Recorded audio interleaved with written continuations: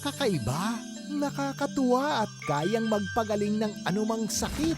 Sila ang mga unggiko, ang mapagkakatiwalaang alaga ng mga mulawin.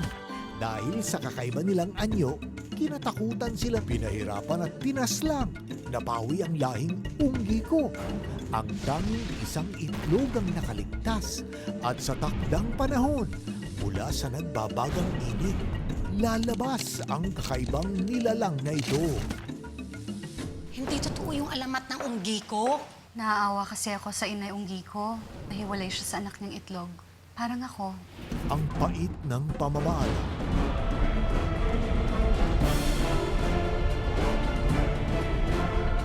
Pumaputok na yung mundo, kalikot na!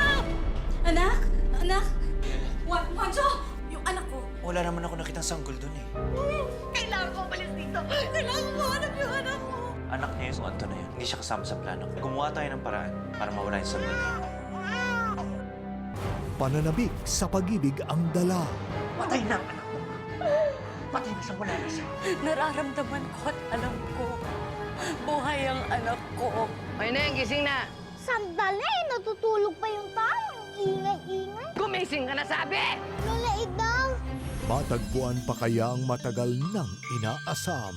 Ano yung hawak mo, ha? Iglot po ito. Itlog. Bulol. Ikaw si Iglot. Ikaw ang magiging pet ko. Nasaan ang nanay mo? Ang nanay ko kaya? Nasaan? Itinatampok si Miss Claudine Barreto bilang Mariela at ipinakikilala si Milka Win Nacion bilang Luningning sa isang kwento ng paghahanap ng pag-ibig. Iglot ngayong August 29 na sa GMA.